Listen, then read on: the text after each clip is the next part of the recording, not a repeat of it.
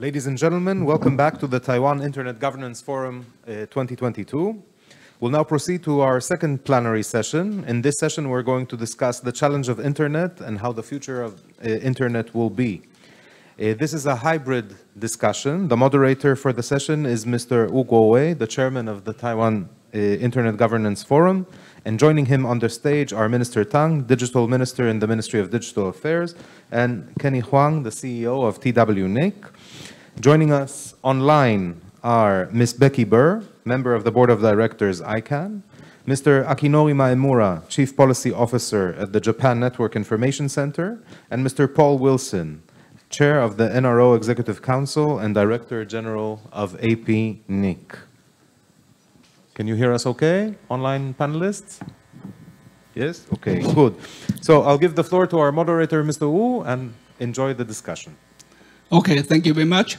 I thought about thinking about Becky and Akinori and Paul Wilson. You can be in Taiwan, unfortunately, but hopefully next time we will be in Taiwan and to meet together and we can talk. And today I think I changed the title several times. I think all of you can see it. The title is called Internet and Geopolitics. And then I keep going to change that. And then the final one, I really like to talking about it is one world, one internet and vast fragmentation. And I think we all know the one world, one internet actually is the goal for ICANN, IR, IETF, ISOC. All the technical communities try to spread around to hopefully the one world is one internet. I have a very short briefing and to audience. I think that Becky and Paul and Akinori, you know already. But I think for audience, they should know what's going on in the whole internet changing in the past 25 years. Can you go to the second page? Next page. Next page, please. Or here. Here. Okay. Okay. I think Becky knew this. This is Ira Maxina. He wrote a statement before for the Bill Clinton White House policy regarding for the framework for global electronic commerce.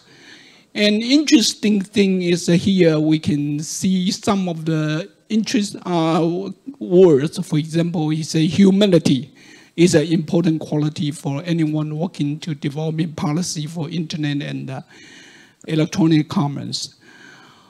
Ira also said that internet is also for force to the promotion of the democracy. And of course, what we are seeing, the whole internet is, came from across the international border. And some of you look at that, I think you're not surprised because you are living in Taiwan. You think about humanity, democracy should be. But I think you can believe it. Some of the countries in the world, they don't agree at this point. For example, if I remember, 1998 is the first the China internet firewall started. They start to build the China firewall. Next page, next one.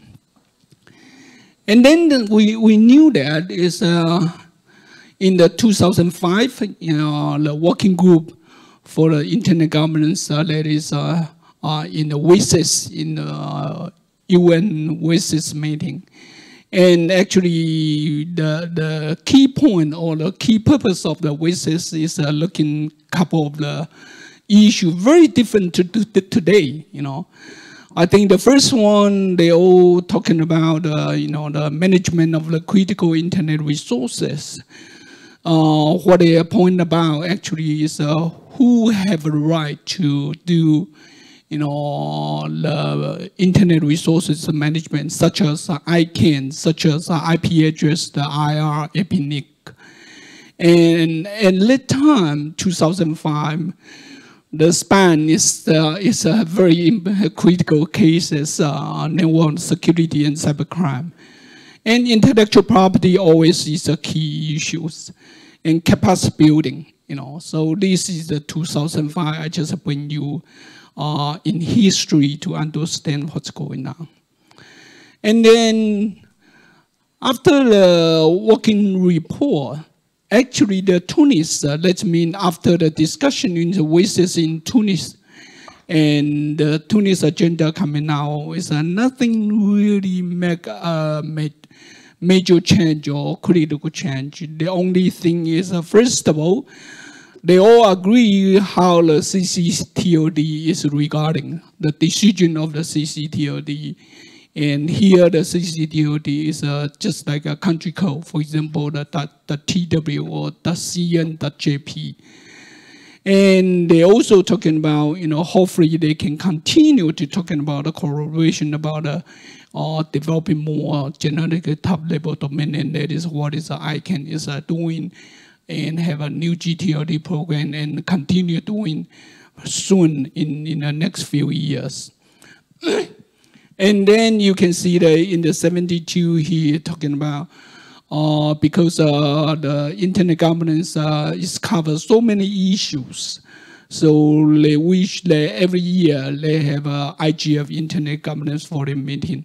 And that is a kind of the reason why we have a TWIGF in Taiwan. And in the IGF, basically, interesting definition is IGF is a platform, is for not for the decision making. So I think this is what the IGF started in 2006, even today. I think in the 2020 will be in Ethiopia. And then turn to the 2020 is really surprising me. I think for the people who are working or communicate in this internet world, in the 2020 we see the European Parliament announce the so-called digital sovereignty for Europe. Usually we heard a lot of digital sovereignty, this term, from the totalitarian countries, But it is a kind of, I think that Europe is began to talking about digital sovereignty. And that will be coming to be, if I remember in the last session, actually, Kenny Wang talking about one interesting thing is, the stage of the internet is changing, because the state interest is different. So one of the comment Kenny Wang talking about is, it seems like a fragmentation is coming, So this is a interesting one, and we can take a look about what is the European Commissioning is actually interesting in. For example, they are talking about 5G, AI, cloud computing, IoT. The reason is because the Europeans say in this area, Europe is kind of behind America, US, and China.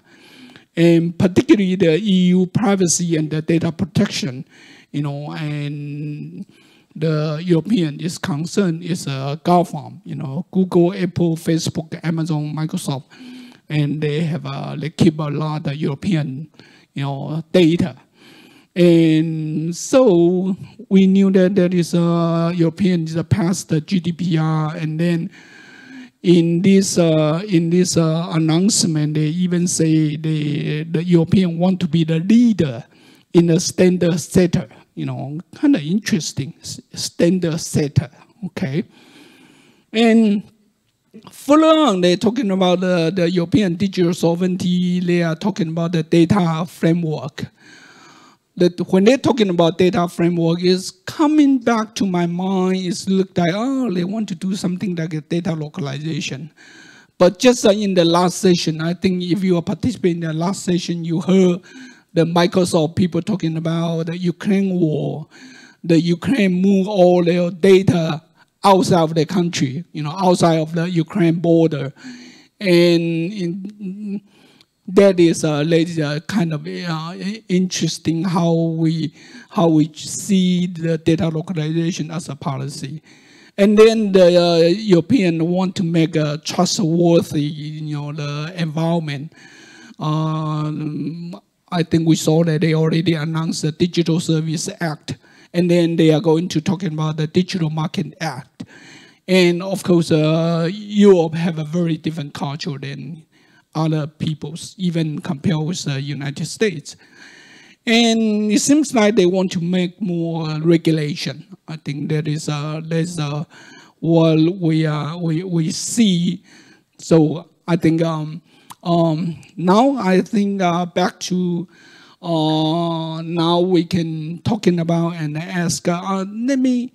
Maybe I try to ask my foreign guests first, because Minister, you can make a comment in the last. Oh, Kenny can be the last. Okay. So first, I like to ask. Becky. First of all, let me introduce Becky Burr. Becky actually worked for the NTIA in the early day, and I think before the ICANN establish, Becky is as a U.S. officer in the NTIA, and then he worked for the FCC, and then Becky is moved to the company, the kind of the it's a registry or registrar, maybe both, and then Becky, I think in the last year when I was ICANN board, Becky joined the ICANN board, and Becky, this is going to be the third term of the ICANN board, But as I can only know that ASO have a kind of understanding is we only have a 2 term, we cannot go to the third term. So, Becky, the question I'd like to ask is, I think you are the early person to see how the internet institutions such as ICANN, the IR, or ARIN, how they develop. And then you also watch the WISES in the Geneva, in the Tunis, and the government focus on. It's kind of the government is focused on, is keep changing. As my presentation is keep changing. And as the last slide, I mentioned about digital sovereignty for Europe. It seems like even the Democrat country began to concern the digital sovereignty. And of course, this question will be related to the following question I'm like to ask is, Becky, you are legal person, you're a lawyer, and how you can define the digital sovereignty? Because if you look at the different country, the different state, they're talking about the digital sovereignty. It's very different. So, Becky, can you tell us, first of all, the internet changing or challenge or continue going to the digital sovereignty? What do you see this in the last 25 years? Oh, thank you, Kuei. It's wonderful to be here, and thank you for asking me to participate. Things have changed a lot. 25 years ago, we were, as the internet was opening up, moving out of the academic and research world, we were very concerned that there would be a rush to regulation by governments all around the world. And the concern was, what if everybody regulated it in a different way? There were rules that Germany had, and rules that America had, and rules that Australia had, and rules that Japan had, and they conflicted. How would you deal with that, and how would the internet reach its potential and continue to grow and expand to all of the corners of the world and start to bridge the digital divide, which of course still exists. And that was really what was motivating governments in 1998 and 1999. And every government, Japan, Australia, the United States, the European Union, every single government had some policy statement about internet governance that really basically said we should be restrained. We should not get in the way of this. We should, our rules should be technology neutral. And that went along for quite a while. Now, I mean, I was just going to put this out there that in 1998, we all thought the internet was going to end world hunger and, you know, make the world safe for everything. It was really, there was sort of a magical attributes given to it. Time has gone by, and we've learned that there are some really magical things and some things that are not quite so magical. And as that comes along, there is an instinct, an urge to regulate, and so increasingly in the last 5 years, in particular, that has taken on the term of digital sovereignty.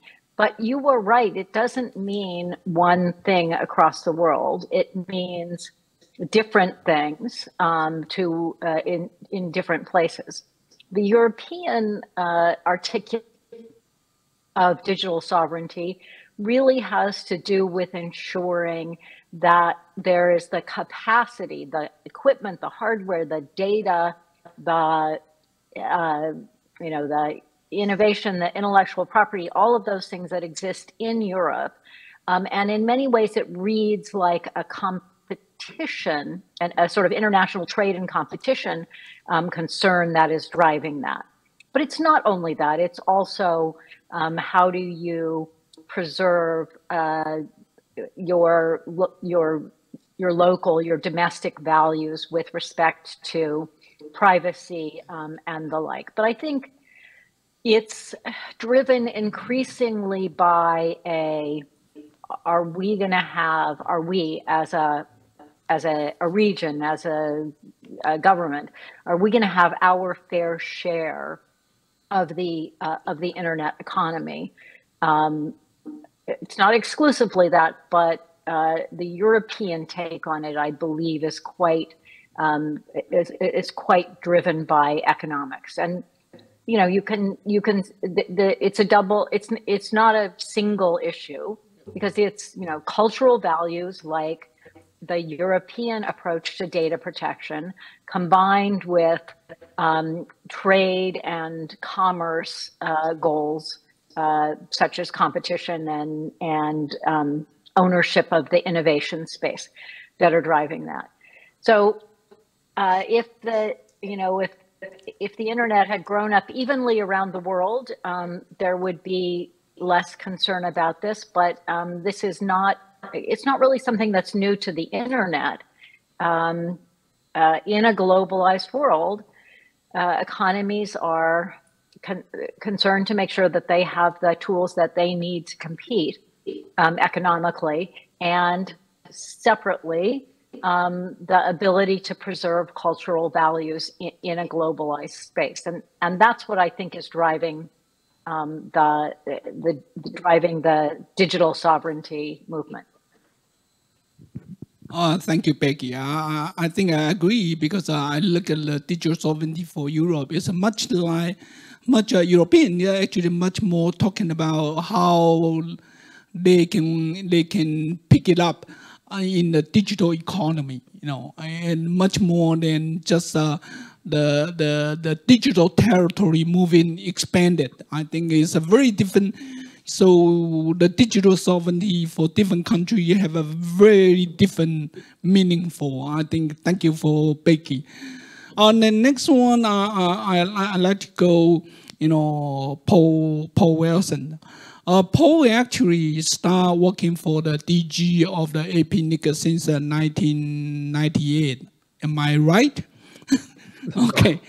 And I think Paul actually started from 1998 as a DG of the APNIC, and he involved almost all these meetings I just mentioned about, the voices, the IGF, and even the ITU meeting. And I still remember I go to Korea with Paul Wilson and Akinori. We went to the Korea to pursue the Korean government don't take the IP address as a national property. I think you two still remember how we went to Korea to explain to them, and so the similar question I like to ask Paul Wilson is how you see this development of the digital sovereignty, and as you are the DG of the APNIC, the major function of the APNIC is doing the IP address distribution, no matter IPv4 or IPv6.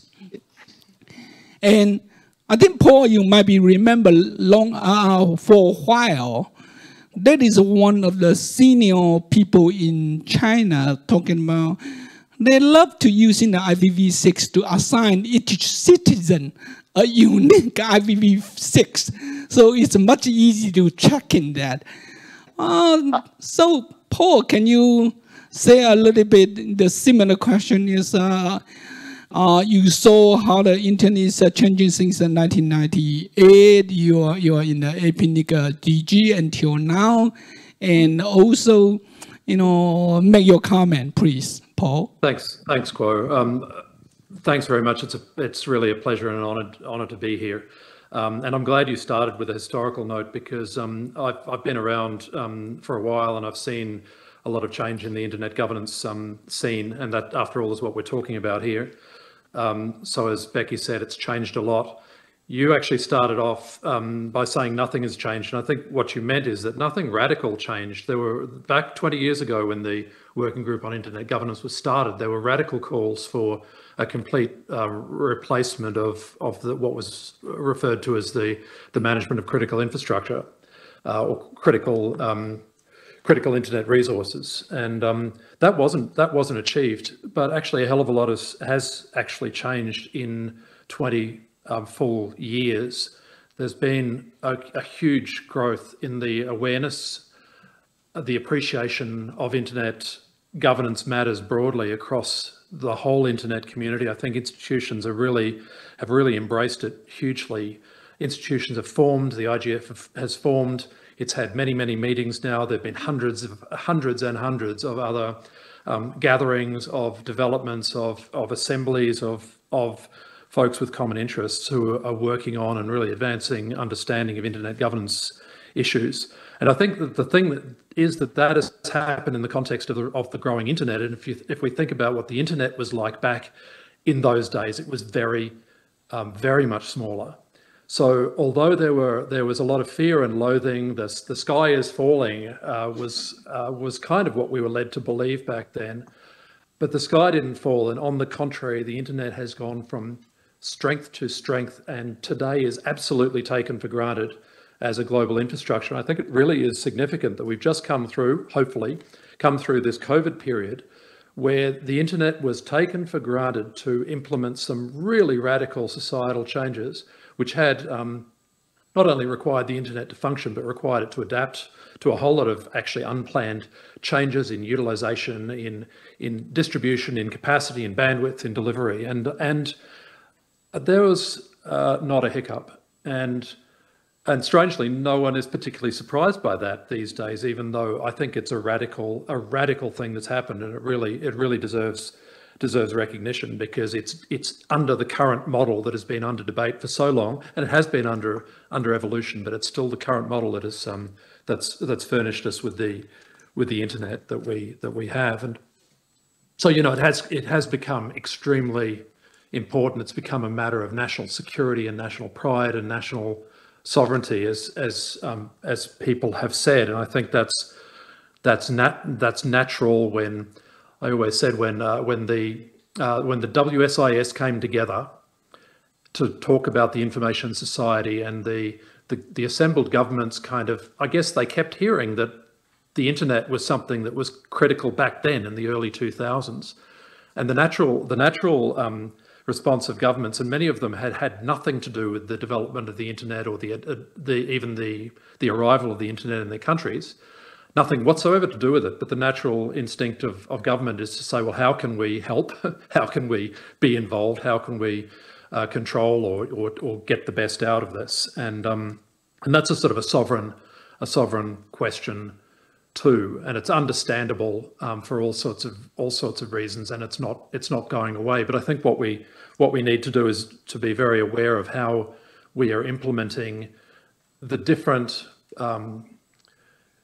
adaptations to the calls for sovereignty. What are the consequences of those of measures that might be taken to protect people or to protect sovereignty? And I think the model of the internet itself is quite instructive, because the internet literally means it comes from the idea of a network of networks. And back in the early days, there were many separate networks which were sovereign spaces. They weren't interconnected, and the internet allowed them to be interconnected. And the way that happened was through the voluntary adoption of standards. So those sovereign networks decided that it was in their mutual interest, and this is both the network operators and the vendors, the brands, the companies behind the technologies. They decided that it was in their interest to get together to mutually adopt standards that allowed the internet to become one.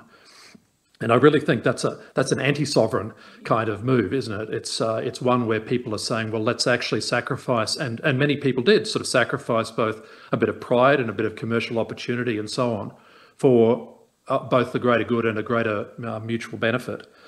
So I think it's interesting, it's particularly interesting, and I'll finish here, but when Europe wants to be a standard setter, I think that's exactly the right direction, because it's standards that we need. It's not regulations that we need. It's standards that we set mutually and we agree to. So the only problem perhaps with the idea of being the standard setter is that it's a little bit unilateral, and standards that work don't get set by one power. They may be proposed, they may be advocated, but they're advanced by mutual agreement. So I think the answer to some of the calls for sovereignty, and we can talk about the fragmentation risk there, but the answer to those calls and the answer to the fragmentation risk is to look at standards and look at how we can achieve mutual aims by voluntarily bringing ourselves together in an internet. Thanks. That's all for now. Thank you. Thank you, Paul. The similar question I'd like to ask Akinori is congratulations for you just finished your second term of the ICANN board last week. And I don't know where you are right now. You are back to the Japan, or you are still in the Vienna? Whatever. Yes. I'm unfortunately not in Japan, but I'm on the business trip in Hanoi, Vietnam. Okay, so you are so busy in the last 2 or 3 weeks. Okay. As I know, once you are elected as an ICANN board member, I think you have a lot of communication or connecting your government, particularly for the internet policy, and so the similar question is I'd like to ask you, the Akinori, is how the Japanese look at this issue, like a digital sovereignty, or the European announcement. And I know Japan is a very special. Japan is one of the first Asian country make the GDPR compliance. So is the Japanese also is looking around, how you are doing in this area, and is any discussion inside the Japan society or the government talking about the digital sovereignty, and if there is, then what do you mean? What are you going to explain the digital sovereignty for other people? Thank you. Akinori. Thank you very much, Kuewu. Thank you for the inviting me, and then I'm really happy and really honored to be the part of this panel. And then I'm really impressed and then impressed with Becky and Paul's quite exhaustive description of the the internet from since the emergence to until now. And then there's a lot of suggestion from their intervention. So yes, your question is how the Japan deal with the digital sovereignty, and then the Japan is actually, as you pointed out, Japan is one of the frontier country which employed the internet in a very early stage, and then if you really want to know the Japanese government's position for this kind of thing, you definitely need to ask about that to the Japanese government officials. I'm sorry, but for my understanding, the Japanese government is a quite big supporter of the multi-stakeholderism, and then their policy are always to support the private sector for running the internet, and then they have the quite good degree of trust to the private sector, including the technical community, to run the internet. And then it's actually quite in many cases represented by in their public policy in Japan. And then well, that is one point, multi-stakeholderism. Then the second point is that the currently Japanese government is pushing their own pitch of the data free flow with trust. That is the data free flow is a kind of one of the principle of the internet.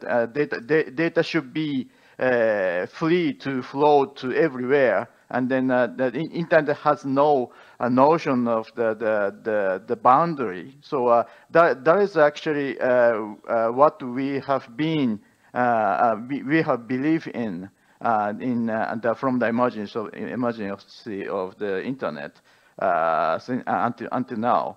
Then these days, what is in the discussion in the Japanese Internet Committee is, I would say that we are actually, in some degree, really shocked with the happening of the Ukraine conflict, and then that's influence to the internet. So I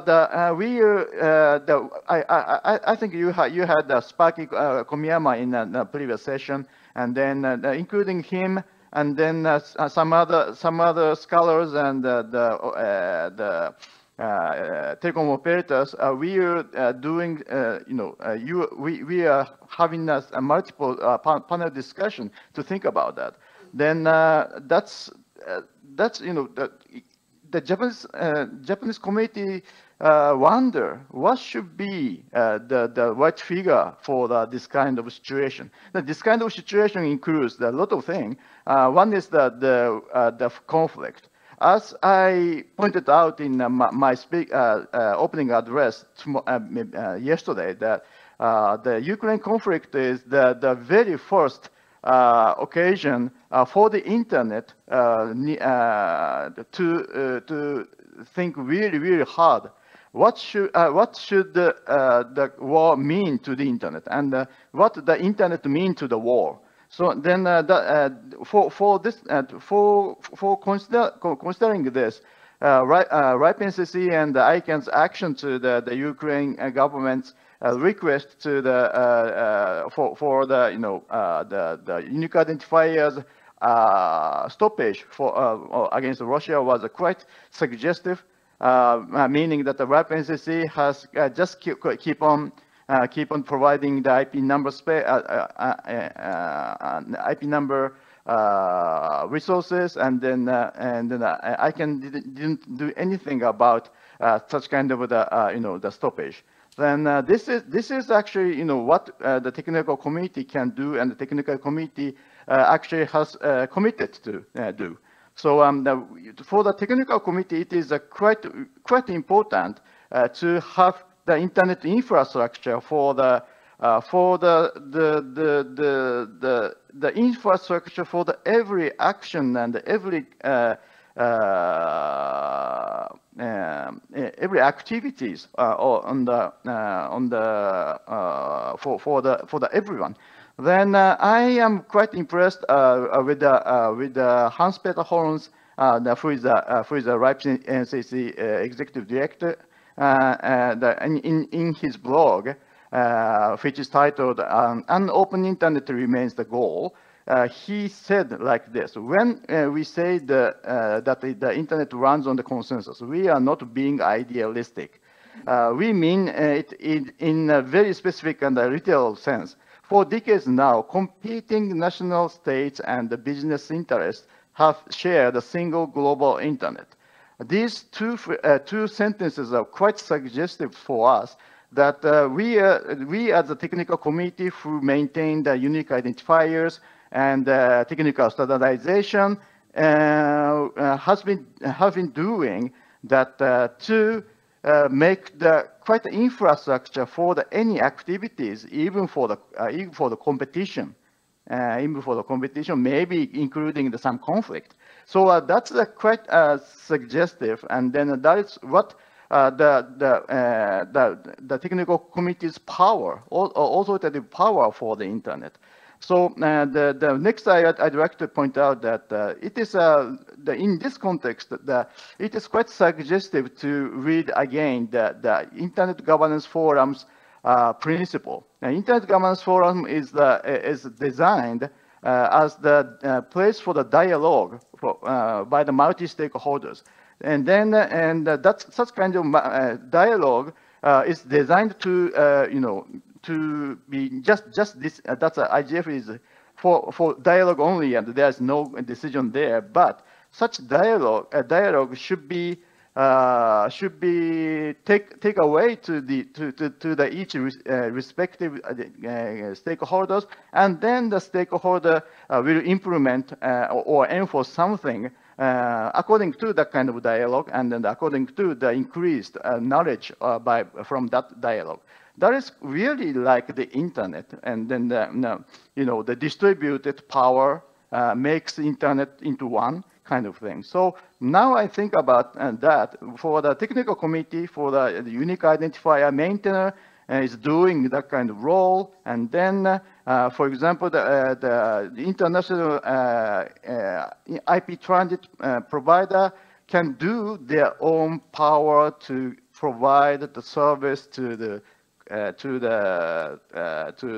their customer, and then public policy administrator, which are the governments of the countries, have some power to set forth the law or their right to make some conflict. So that kind of thing should be more and more considered to be harmonized with other powers, and then that's maybe the internet's principle. So future of the internet would be that we have as Becky and Paul pointed out, we have the quite big development in these 30 years with the internet development, and we have the quite current internet shape. So now we need to think about what is the internet for everything, and then we need to shape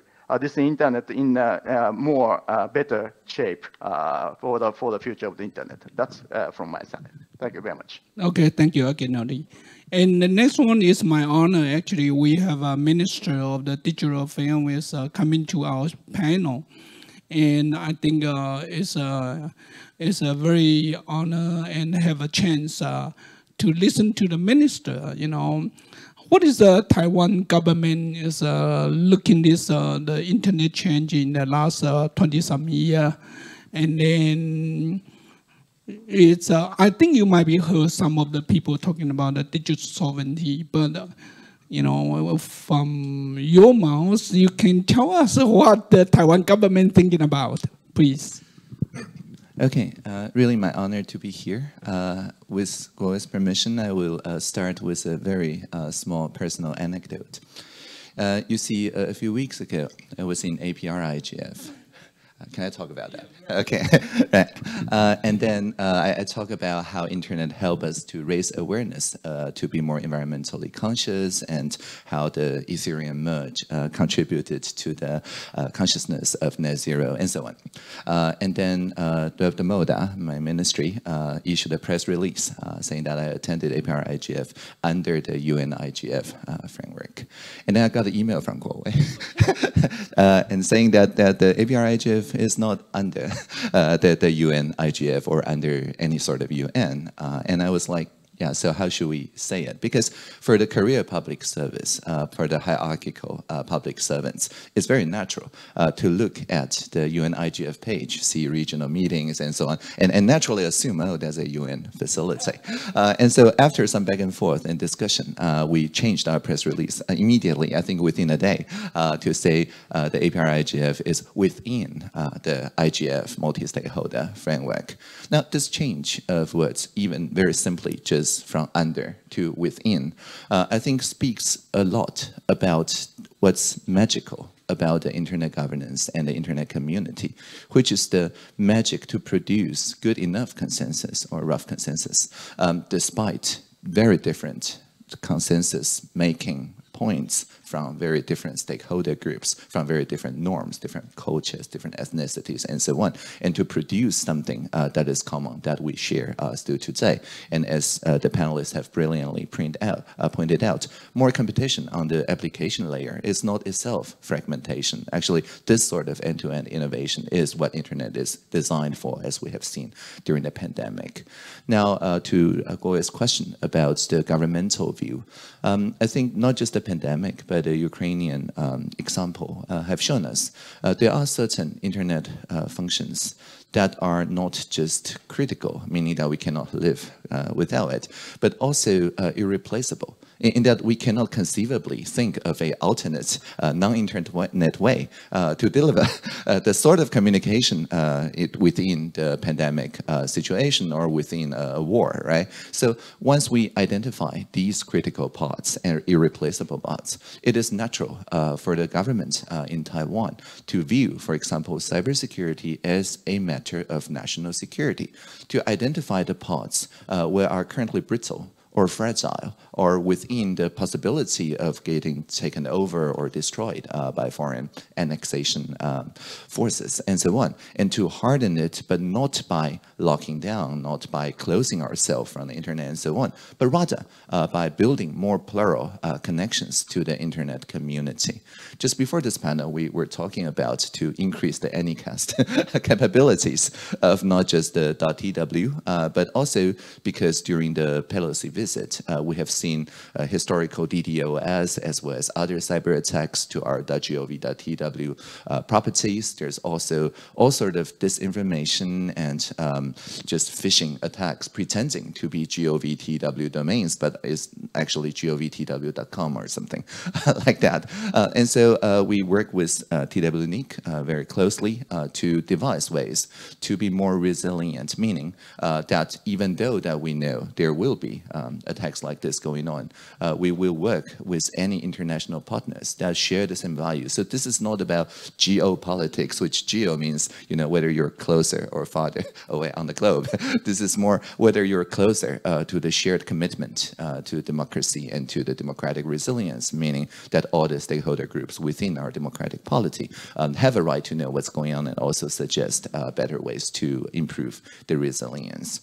So that's my initial remark, and if people are interested in how to expand the availability of our connections, how our upcoming short URL service called gov.tw can improve the resilience for people to guard against scams and so on, I'm very happy to elaborate further on the future rounds of talking. Thank you, Minister. And the next one is, I think all of you know that is Kenny Wang, and Kenny Wang is the CEO of the TWNIC and also the EC of APNIC.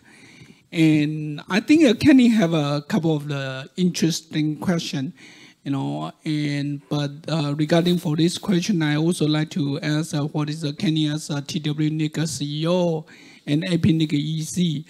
And also he was in this internet for long enough, more than 20 years. And he have I remember he have two funny points. Yes, I can bring it up and maybe he can explain better. The first of all, he say, well, one world, one internet actually is a kind of under the TCP/IP, under the root server, or under the DNS, under the IP address. In that case, we are one world, one internet. But in another way, he said, because the state interest is different. So actually, some kind of fragmentation is been there. And so, can you respond and explain your point? Okay, right. Thank you, Chair. And thank you all the panelists. Kenny Huang here. Basically, GOE first is not a question, it's a comment. One internet stands for INA dedication structure, DNS dedication structure. So it's not common, it's a natural structure for the internet itself, since it was established. But second question is regarding to the fragmentation of the internet. I just try to quote Eamon John, his story he mentioned yesterday. About 10 years ago, Apple tried to advocate people using Mac computer. And the reason he tried to advocate people is Mac computer probably have less security issue than the Microsoft computer. That's the issue he bring about. But in reality, basically, it doesn't mean Apple computer doesn't have a virus or doesn't have system vulnerability. In reality, it's because the installation base for the Apple computer is so marginal. That's why we hardly find the cybersecurity incident report from Apple computer. But if the installation base become critical mass, you can see the virus or system vulnerability almost everywhere. Even go back to 20 years ago, Linux advocate or enthusiastic also have similar argument. They say Linux is more secure than Windows. But in reality, we see all the IoT devices, they create a lot of virus, create a lot of system vulnerability issues. It's all embedded by Linux. So from that case, from that kind of evolution we see, really determined on the vulnerability is the critical mass. The only thing we don't know is who to define the critical mass. So back to the internet fragmentation, I think internet fragmentation is very similar to virus. If the critical mass is not big enough or is insignificant, probably we don't feel the internet fragmentation exists. But if one day, until a certain critical value, I don't know what value it could be, and until a certain critical value, and internet fragmentation will become a reality. But one thing we couldn't try to easily recognize internet fragmentation because people learn from the lesson learned. For example, like an IPv4 to IPv6 transition, basically we can divide the transition process into 3 phases. The initial phases will be dual stack, old protocol, legacy protocol, and new protocol dual stack together. Second phase is try to harmonize the failover mechanism between old protocol and new protocol. If the first phase and second phase going well, then finally to reach to the last stage, that means independent for the whole new protocol. I think some country they do learn from that kind of lesson. For example, there's a new protocol called IPv6+, has been proposed and try to get approval from International Standard Committee. And once the protocol has been standardized, some country, their equipment or their service provider can, based on the international recognized standard, to deploy dual stack TCP/IP versus IPv6+. Let's go to the first stage. Second stage will be a failover transition mechanism. Then will be the last one if everything goes well. They're just waiting for a signal, then they can call totally independent from the internet. I think the 3 phases is quite not only theoretical makes sense, but in reality it makes sense as well. So I think internet fragmentation will be inevitable in the future. It's just like a virus, because internet was a game. For the game, is for education. It's insignificant role in our society. But today, internet are everything. We do internet for work. We do internet for job. We do internet for everything, especially for the past 2-year pandemic period. So I think the critical mass, we probably reach there. Thank you. Thank you very much. I think it's surprising. Time is flying, you know, and I prepare for the 4 questions. I think I can only go to 2 questions. So I try to bring another question for all the panelists. I know that is the ICANN, IR, the ISOC, IETFO, you know, a lot of the technical community is quite agree and to pushing the one world, one internet. And we can understand the one world, one internet because there is a critical mass, and that is the good for the global economy, and that is good for the global, you know, the communication and dialogue and the sharing the knowledge, or, you know, across the different cultures. But I think the question is reality. Reality is, you know, after the 20-some years, the internet is moving. The government is adding more regulation into the cyberspace. I think that is somehow of the mature way of the cyberspace development. I didn't see that is a regulation is not necessary to be negative. I think Becky, as a lead lawyer, I think you agree. You know, put the regulation doesn't mean it's a bad thing, but I think it's a much important and critical is how those regulation is continual can be harmonized with what we technical community try to emphasize is a one world, one internet. Is not going to fragmentation, because the one thing from the technical community point of view, the fragmentation, you are narrow down or even slow down or even, you know, make the economies smaller, and even the cultural communication or cultural exchange is more difficult. But how the ICANN, IR, or, you know, as a technical community, we can continue to educate or promote this one world, one internet, and to tell the regulator, you know, if you want to put more regulation, might be have a much better way to think about is their regulation is not going to hurt the one world, one internet. I think, you know, and this is, I think, the ideally of the technical community we like to see. But, well, sometimes the government is doing very different way, you know.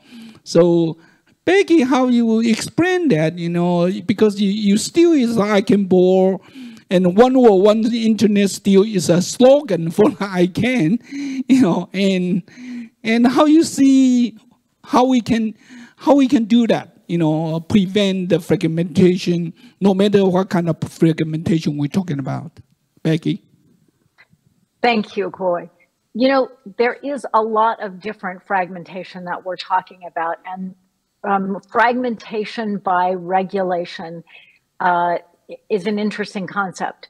It is absolutely not true that regulation hasn't had similar effects in a non-internet world. So in the United States, for example, the state of California can always set rules that apply to the whole country, because the state of California has a huge chunk of the consumer population. And so if you have to comply with California's rules, you might as well comply with them, you know, everywhere. It's not, if you're Vermont, you're out of luck. You can just ignore those rules, but you can't ignore California's rules. So the kind of regulation that we have, the kind of for privacy regulation, GDPR, with extraterritorial effects, that's really not, it's not new, and it's not limited to the internet. So I just want to say this kind of, I've got enough throw weight to impose my rules on you, no matter where you are. It's something that regulators have taken on forever, and sometimes it's a really good thing. I mean, I think most of us who care about the environment would say it's really good that California has better regulations on automobile efficiency. And that's a benefit to us all. Where the problems come up is where regulators don't understand the impact that their regulation is going to have on the internet, because they don't understand precisely how the internet works. And that happens a lot. And despite, no matter what we would wish, most legislators are not engineers, and no data protection authorities, as far as I know, are engineers. And so the information gap, the sort of, here's how the internet works, and here's what keeps the internet working, and here's how this regulation would affect the way the internet works, or would affect people in your country. That conversation is the most important conversation to have, not the one that says you're wrong about what your privacy rules are, because that's the kind of policy that they understand is within their authority. But I think if you really press, nobody wants to create a regulation that's designed to enhance consumer privacy, but is really cutting off your nose to spite your face in a regulatory world. So the most important thing from my perspective is to make sure that the people who are making the regulations have the resources that they need to understand how that regulation will operate in the online environment, and what the consequences and implications for that are. And then you have to hope that that matters, and they will listen and adjust. It is very difficult. It is actually very difficult to make that connection. Everybody's busy. The technical stuff is hard to understand. We don't find out about regulation until it's pretty far down the road. So I think that the early interactions that are really focused on facts about how things work, and that encourage people to think about the implications, but that do not, don't take a position on the sort of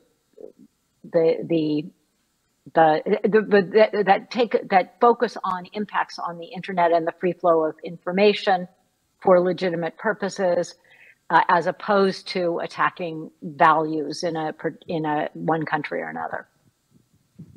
Thank you. The next one, I'd like to ask kind of a similar question to the Paul Wilson poll is. Actually, Australian government passed interesting law. Is the news media can charge the Google and the Facebook, some kind of money, okay, and this is I think many of the news company around the world is like to learn experience from Australia to charge those of the big platform company about that one, But as you are the DG of the APNIC, I think you have experience about all kind of different culture in Asia. For example, if we are talking about fragmentation, I think the most significant fragmentation state is North Korea, and that is in your territory, right? And so, as you are DG of the APNIC, and you also is try to help in and harmonize the different culture in Asia and agree upon the the one world, one internet, and somehow try to bring more, no matter it's a technology or policy decision, into the different country, the different government. How you see your role, particularly can do that stuff, and not going to share your Australian government experience to other, to charge the money for media company. Yep. You didn't turn on? You didn't turn on the mic. Sorry, if I have time, I'll come back to the Australian situation with the caveat that I'm not much of an Australia watcher, but more of an Asia Pacific watcher in my role. And in fact, I came to my role after quite a few years of working on internet development projects with the International Development Research Centre in Canada, which had a pan-Asian networking program, which was helping to put together networks in underserved or unserved countries around the region. I was really oriented and motivated towards one world, one internet, towards addressing the digital divide and bringing the benefits which really excited me, or being part of bringing those benefits to people who didn't have them. And so that's what motivated me. And the thing is that the sort of need to do that still exists today. So we can talk about one world, one internet, and it's great to think that internet protocols exist and are observed around the world. But we also know that the internet experience is very different around the world. And as Becky said, internet growth has not been evenly distributed, which means that the benefits have not been evenly felt. And that's the only thing it can mean. And that fact is seen to be so real, actually, that many people have questioned whether the internet has helped the digital divide or in fact made it greater. And that's kind of shocking, because it's against the usual pro-internet narrative that one world, one internet is good and equally good for everyone. But in fact, it is a real question, and it should be a wake-up call for us. So I think if we overlook some of the extreme political divides that exist and are very, very hard to deal with, I think a lot of the calls for internet sovereignty come from a position from one side of the digital divide, and a position of disadvantage. I mentioned before that the internet originally formed as voluntary cooperation between fragmented pieces of the network, and that was for mutual benefit, and it succeeded in delivering that. It succeeded specifically by agreeing and volunteering and opting into standards, and a standards process that actually allowed bridges to be built and allowed the thing to be created. But times have changed since then, and we've got a global network, but we can't deny that it's unevenly distributed, and we can't deny claims for sovereignty from those on the other side of that divide without recognising that that is a real source of complaint. That different parts of the world which have a cause for complaint are represented by nations who want to represent that issue. We can't be claiming, because it's just not real, that people who have missed some benefits should be grateful for just having come ahead, having advanced in some way, if the relative gap is widening. And and that relative gap in international terms does mean competitive position, and it really can be actually worse than before as a result of the digital divide. So, I think coincidentally, some of the governments who argue most for the status quo are the ones who are benefiting more from the global internet. And I really think we need to do that more transparently and honestly. I think we need to recognise that while there are nations that can continue to benefit hugely from the continuation of a seamless global internet, they can't have the benefit without compromising towards global solutions for the digital divide. So, there are workable agreements and standards that can be workable alternatives to the default solutions for governments, and those default solutions naturally are to assert sovereignty and to produce deliberately or not more fragmentation in the internet, and that just breaks down 30 years or more of work since the pre-internet days when we did have fragmentation at the network level, and it would be a terrible step backwards, and it wouldn't be in the mutual benefit at all for us to keep marching towards that. But I do think that just let's sort of put the real international political conflicts aside and just simply look at the digital divide and how we could work together, and how countries that have benefited hugely can I think do more towards the digital divide and defuse some of the demands that are happening.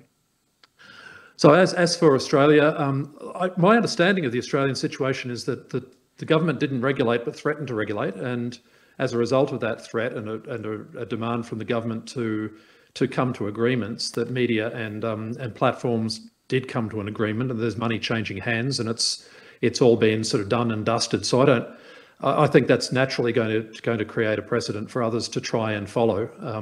But I don't really have a view on that. It doesn't seem like the best solution to me, but it is a solution that came somehow from the parties that were involved.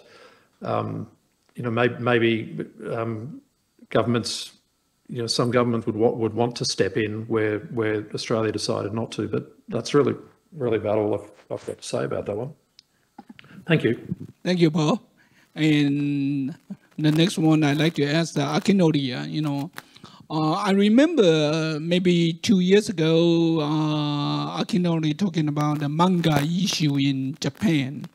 And it's kind of interesting. Yesterday, there is a session introduced by the Japanese, is talking about the manga and the side blocking and something like that. And it looked like the Japan government is, uncertain of the business, or the company complained and began to put more, some of the regulation or something into the operator, to do something,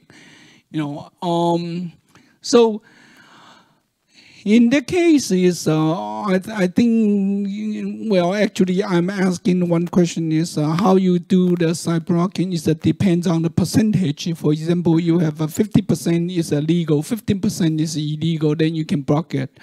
Or you are 20% or 80%, how to define those of the percentages, kind of interesting one in the real practice. But just as Akinori, you mentioned about, actually in Japan at least is a fully support the multi-stakeholder and also supporting the ICANN, and I believe the Japan have its own way to supporting the one world, one internet. So how you see this situation, and how the Japanese are going to be, continue this kind of supporting, and how is any Japanese, looking those sort of issue, for example, what in the IETF or IGF or ICANN is, we are talking about a fragmentation issue. Does the Japanese kind of the thinking about it or discussion about it, or any, discussion? Can Akinori can share us your Japanese experience, please? It's quite demanding question, by the way. Yes, you're right. It's the manga piracy has been quite a big issue in Japan. And then yes, 2 years or 3 years ago, the big thing was happened in 2018, where the government attempted to legislate the DNS blocking at the time. And but after that, we had a quite a big effort to tackling on that problem, and then that's actually really good stuff. So it's like some sort of our conclusion is we need to tackling on the manga piracy issue in all aspect. All aspect having from the enlightenment of the users, to educate them. The accessing the piracy site is a bad thing. For example, younger generation, some people are not aware of that. So the education enlightenment is a really great deal there. But so we need to tackling on for example the suppressing the revenue to the piracy operator from the ad network. That is on the way. Other thing is how to think about the reinforcing the international cooperation of the law enforcement. It is a quite hard bit for the internet age. One world, one internet kind of situation, because the law enforcement is basically just effective within the legislation. So we definitely need to have some linkage and then the effective cooperation between the legislation. That is on the way. So that's a quite variety and spectrums of the countermeasures are now being tackled on. And then DNS content blocking is the very last countermeasure for us to think about. That's a kind of situation. Then, so you said that one world, one internet. Then yes, that's kind of that has been the quite the dogma of the internet, I'd say. And then we actually believed in that since the emergence of the internet. But if now the internet is almost the social infrastructure, then if internet need no boundary and the internet should be quite single, then society had to be more at the early stage, had to be single. Then I think we have some reason. With that, we need to have the country boundary and then have some differences between the country and then some benefit by such kind of the segmentation. So I think that the current situation with the internet so developed until now is right now the internet need to think about what is the reason and what is the benefit and what is the justification if the internet is divided. For example, internet is already divided, I can say, by the languages, right? We are now trying very hard to discuss within this panel in English, but I'd like to have it in Japanese, and you can talk about that in Mandarin and Chinese. So the world is segmented in a way. So our question would be what would be the segmentation? What would be the fragmentation? What would be allowed as a fragmentation? What should be avoided as a fragmentation? That kind of the tons of the questions are now in front of us, and then we with this developed internet need to take care of that kind of questions. Thank you. Okay, thank you very much. And I have a similar question asking the minister, but a little bit different ways. Since you are leading the new minister, particularly in the digital affair, and do you believe the one world, one internet? And if you believe in how you can promote this idea to the other different department or our government? And at the same time, you maybe can tell us how the Taiwan can, participate, and also, how to join this, the community of the one world, one internet. And so, the Taiwan can have a more exchange the culture, exchange the, information with others. Yeah, certainly. Of course, not just believe, but know that there's one world and one internet. And just to continue from Akimura-san's points, I think the point is that the good enough consensus, the magic, that is the internet governance mechanism, is itself a technology. It's a technology to build bridges. Just as if we have good machine translation or connection to interpreters and real-time captions and augmented reality and so on, then we can talk in any language we want. The sort of investment into technologies that brings people together across differences. This is the kind of technology that we need to invest. And to pick up on Kenny's virus example, I still use Linux every day in my work. So despite, of course, all sort of cybersecurity attacks and so on, but of course we work with zero trust, MDM, and all sort of different systems to harden it. So I mean, there's two natural responses, right? Once you reach a critical mass of like almost a breaking point, you can either say the virus, like the biological virus, is too toxic, is too lethal. So let's keep everybody at their homes. Let's lock down an entire city or entire country and so on. That's a natural response, especially if you do not know much about how the virus works. This is quite natural. On the other hand, as Taiwan's experience in the past couple of years have shown, the other way is resilience for all, meaning that all of us, even though it's quite technical, I mean epidemiology, to understand how the virus functions through daily 2 p.m. press conferences, after a couple of years, I bet everybody here knows something about how the virus, the COVID virus works now. And once equipped with the kind of, I wouldn't say universal, but generally available knowledge, the sort of good enough consensus on how to tackle better without lockdowns or takedowns or shutdowns or any top-down things becomes not just possible, but desirable. And so I think a lot of our work in the past couple of years, not just encountering the virus of the body, is based on this general resilience idea, but also how to counter disinformation. To counter disinformation is another lesson in the multi-stakeholder model, because journalism, that is to say factual reporting, is like internet in that it's critical for democracies. It's unlike internet in that it's replaceable. It's quite replaceable. It's replaceable with entertaining artificial intelligence synthetic videos that keeps people addicted, right?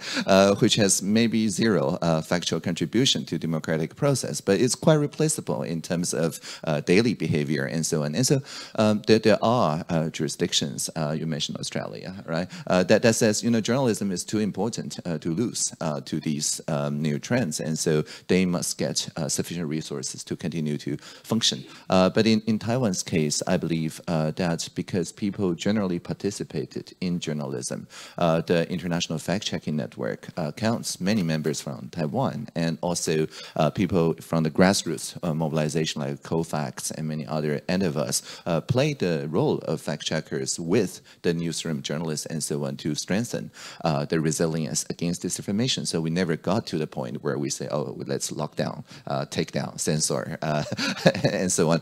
We do believe that people can participate generally in journalism. So my point being, if we invest sufficiently in technologies that foster collaboration across diversity, then that itself is something that is worth sharing with the world. And that's MODA's main idea in working with other ministries who may be considering shutdown or lockdown or any top-down things and replace under, right, with within, so that we operate within the kind of multi-stakeholder frameworks and prove, just like we have proven vis-a-vis disinformation and counter-pandemic, that this actually leads to a better model that can also foster economic growth and so on without sacrificing human rights. Thank you. The final one is Kenny Wang. Kenny is, well, he's in a very important position because he is the CEO of the TWNIC. And he is kind of the window for the Taiwan and connecting to the global, the other CCTOD or in the APNIC. And So again, do you believe the one world, one internet, or you still have your different opinion about that? And you know, how you thinking about what Taiwan can do? Okay, your question is, do I believe? Yes, I do believe. That's how the internet works today. So that's how we make sure all the packet can reach from source to destination, and that's the purpose for the one world, one internet. I do believe.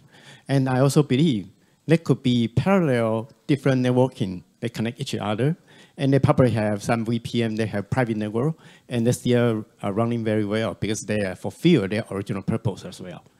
So just try to enlarge that kind of scale to private corporate, private network, enlarge to a nationwide large network. If they're still working well, even like a North Korean, I think they will be fine because they're still able to functioning pretty well. And for example, like we are audience from Russia, and also Russia, most of the ISP, they forward their packet to a certain root server owned by the government, and they still won't function very well. So as long as the internet keeps functioning, I think this will be fine. The only issue is a foreseeable issue is, what if the internet gateway point to a different area or point to somewhere else? And second would be, what will be the major stakeholder, what's their concern about? And can we solve their concern from their perspective instead from our perspective? So if we can solve the concern from their perspective and looking for mutual achievement according to what they care about, probably we can still find a way, continue with the one world, one internet, and still meanwhile maintain a multiple protocol running at the same time. They have different universe running at the same time, fulfill their original purpose. I think that's achievable, but we need to put our foot into their shoes. What's the most critical issue they're concerned about? Can we address that kind of issue? Based on technology, based on multi-stakeholder model, can we address that kind of issue? Can we develop a policy according to address their concern? I think that's one thing we can pay attention to. Thank you.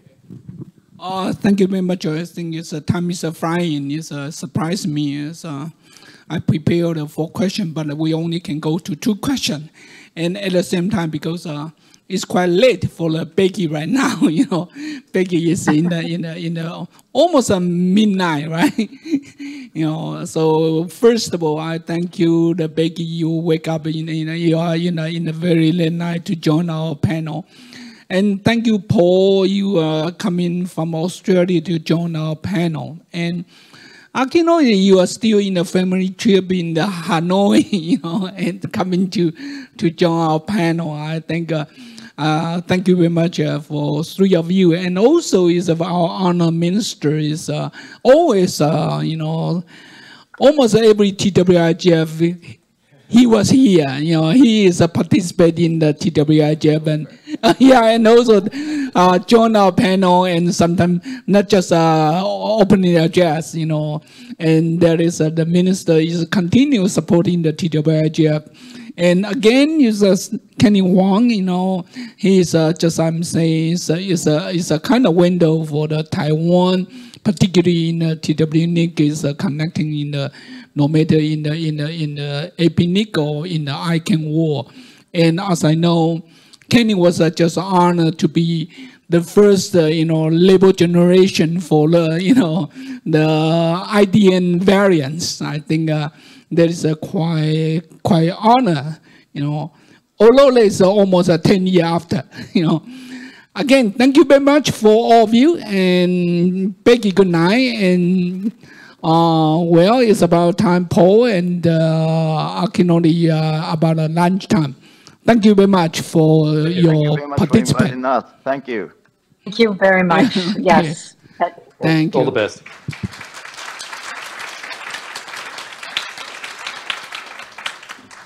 Thank you, Mr. Wu, and the panelists for this insightful discussion. Before we break for lunch, just a short update. We will continue at 1:30 in the afternoon. There will be sessions 7 and 9 will be held here in room A, and panels 8 and 10 will be held next door in room B.